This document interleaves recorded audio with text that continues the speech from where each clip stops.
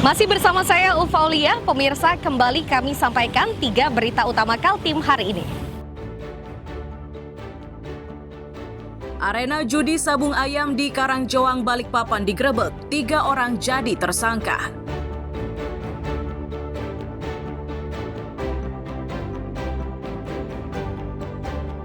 Dinkes Kaltim tengah melacak sumber COVID-19 yang diderita 2 pasien rumah sakit Awe Syahrani, Samarinda.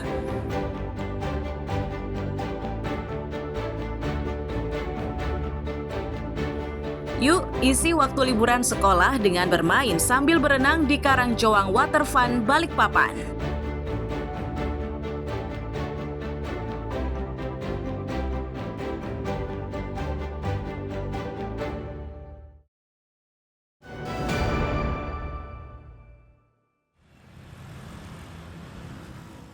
Dinas Kesehatan Provinsi Kalimantan Timur hingga Selasa siang masih berupaya menelusuri sumber dari kasus COVID-19 yang dialami 2 pasien yang dirawat di rumah sakit.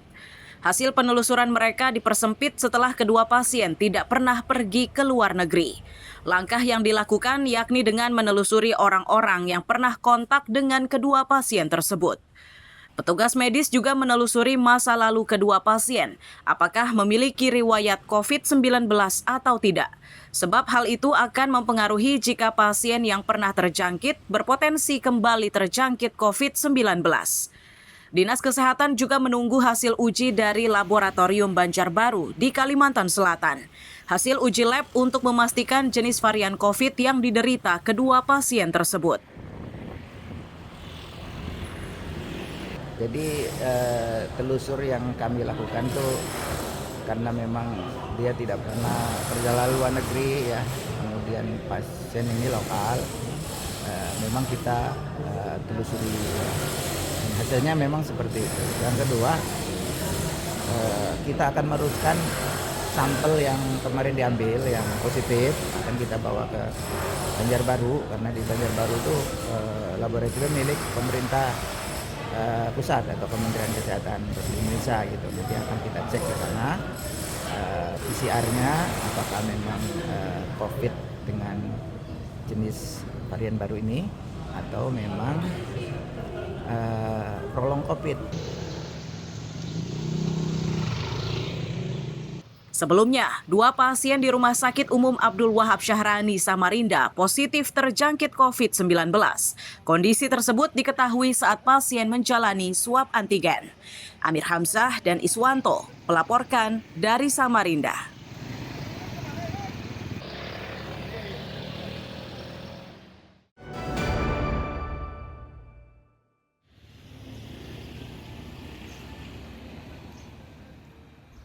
Dinas Kesehatan Kabupaten Berau bergerak cepat seiring adanya kabar pasien yang terjangkit COVID-19 di Samarinda.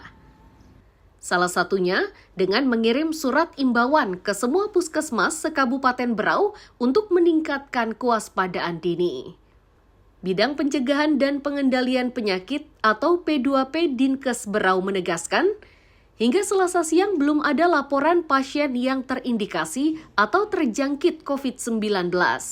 Meski begitu, mereka terus bersiaga dan berkoordinasi dengan semua petugas kesehatan di seluruh kecamatan.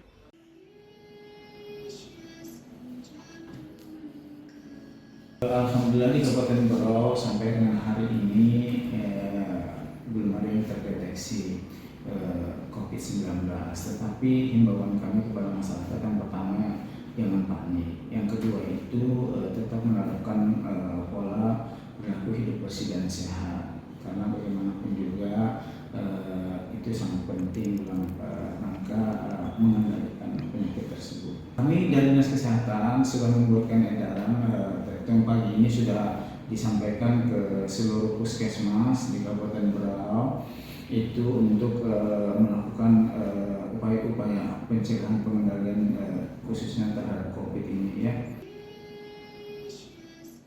Dinkes juga meminta masyarakat tidak panik dan harus tetap menerapkan pola hidup sehat. Cara ini dinilai sangat ampuh untuk mencegah penyebaran virus tersebut. Amir Hamzah dan Miko Gusti melaporkan dari Kabupaten Berau.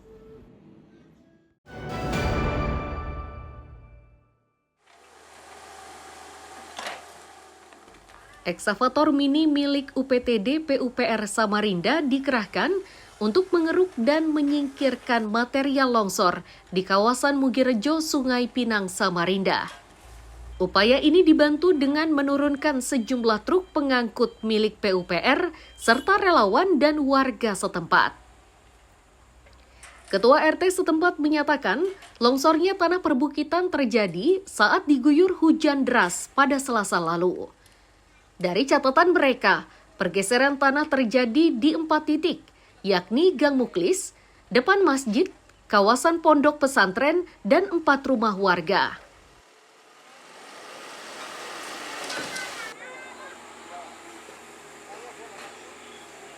Sebenarnya ada lagi lokasi Pak, ada di RT kami, RT 10 Mugirejo, itu ada 4 titik. Yang pertama di sini, yang kedua di depan masjid, itu sudah turun menimpa ke jalan tanahnya, sama di It Madinah. Di It Madinah itu udah menimpa bangunan sekolah, WC-nya udah jebol gitu Pak.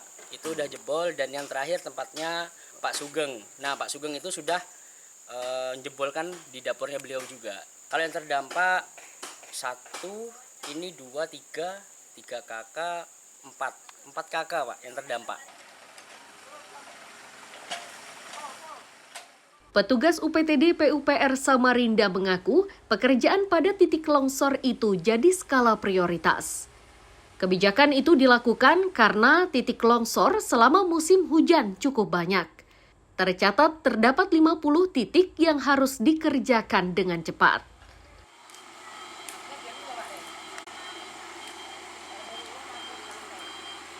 Karena penanganan untuk longsor ini kita banyak sekali, itu hampir 50 titik yang harus kita kerjain, dan itu yang kita utamakan yang urgent dulu. Jadi karena ini belum terlalu urgent, mungkin kita cari waktu ketika ada alat yang posisinya standby, itu bisa baru kita kirim. Insya Allah kalau nanti lahan yang bagian depan ini terbuka, mungkin paling lama itu ya sekitar 1 mingguan aja kita butuh waktu. Untuk antisipasi, warga diimbau lebih waspada mengingat curah hujan di wilayah Samarinda masih tinggi. Amir Hamzah dan Iswanto melaporkan dari Samarinda.